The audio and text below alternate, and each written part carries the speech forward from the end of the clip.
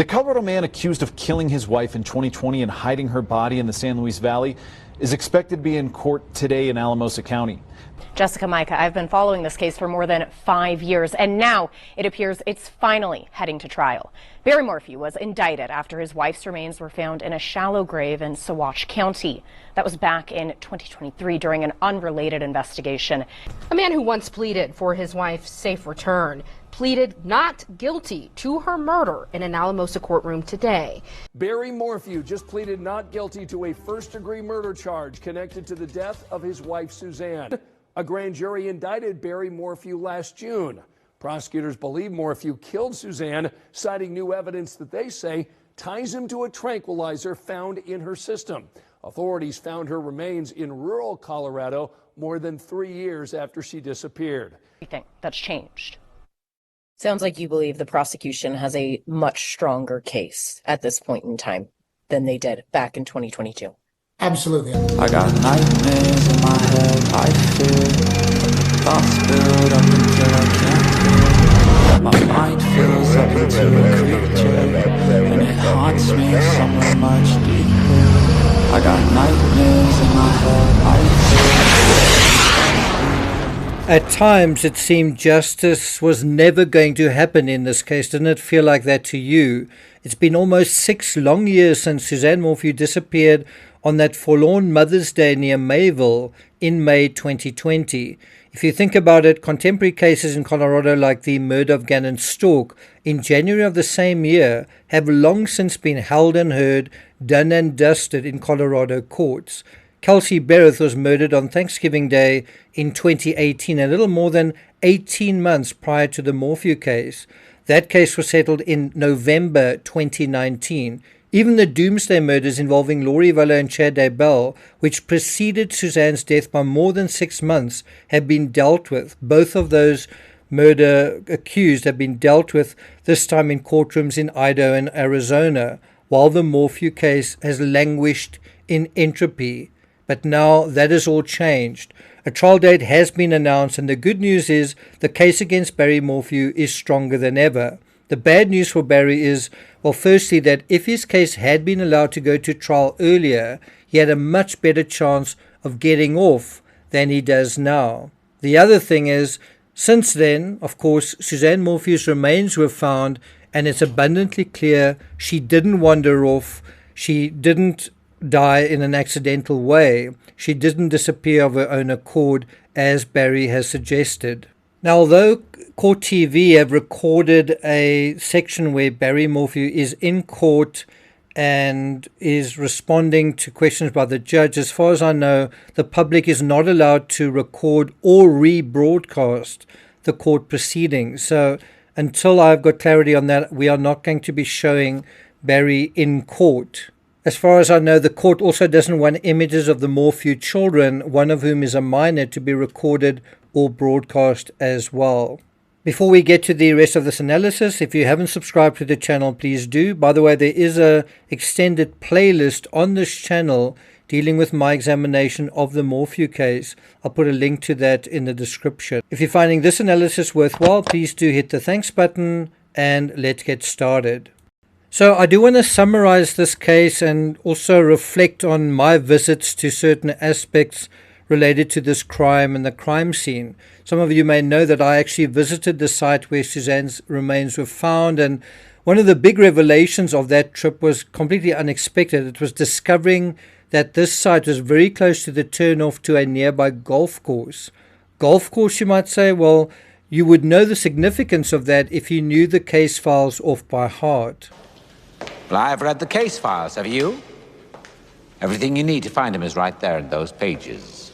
The golf course element may not seem like a big deal, except Barry Morphew used to work on a golf course. It's where he met Suzanne. And of course, the other dude in the story, the man Suzanne was apparently having an affair with, Jeff Libler, was a keen golfer as well. Look at this from the affidavit.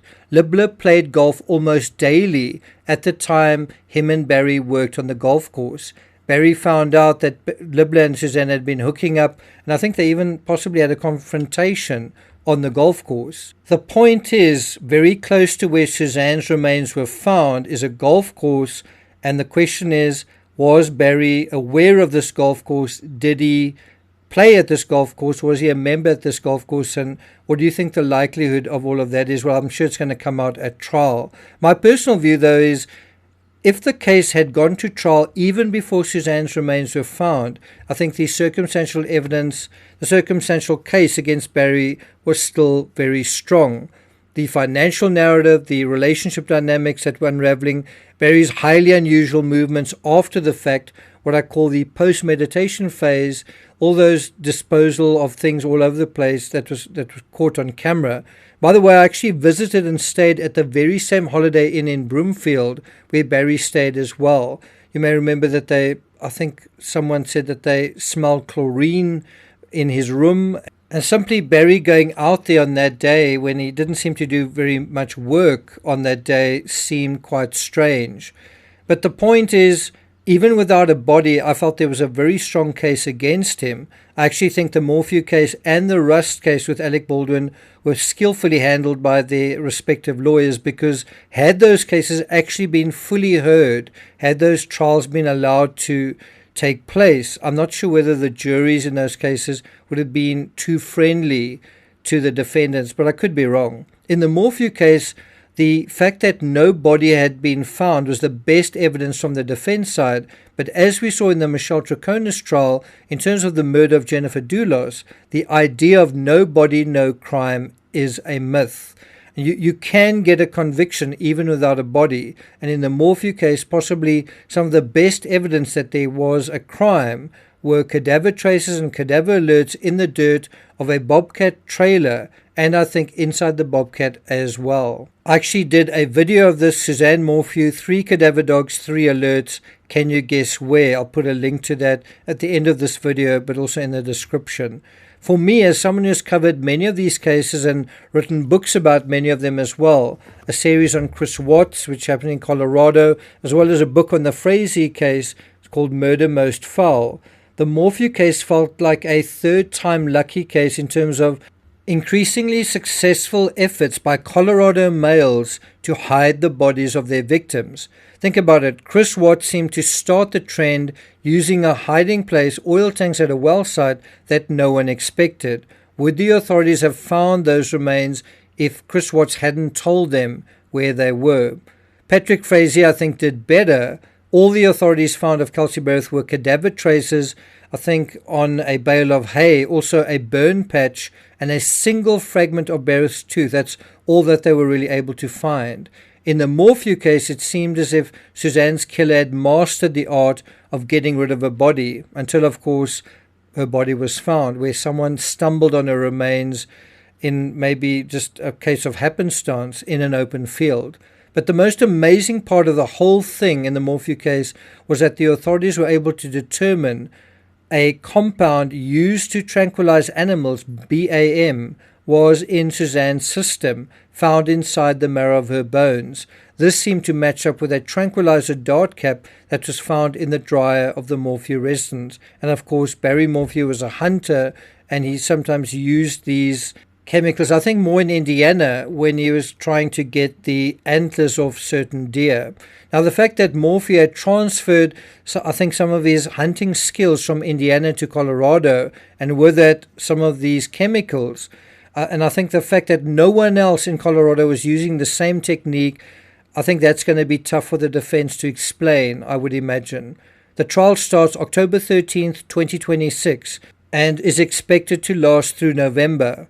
I've covered this case in detail on this channel, including a walkthrough of the affidavit. You guys are welcome to review the playlists at this particular link.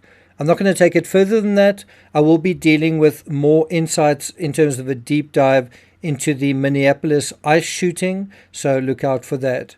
I'll also be covering JonBenet Ramsey, 20 questions regarding 20 photos and 20 questions related to them, so look out for that. Thank you for listening, and I'll see you guys next time.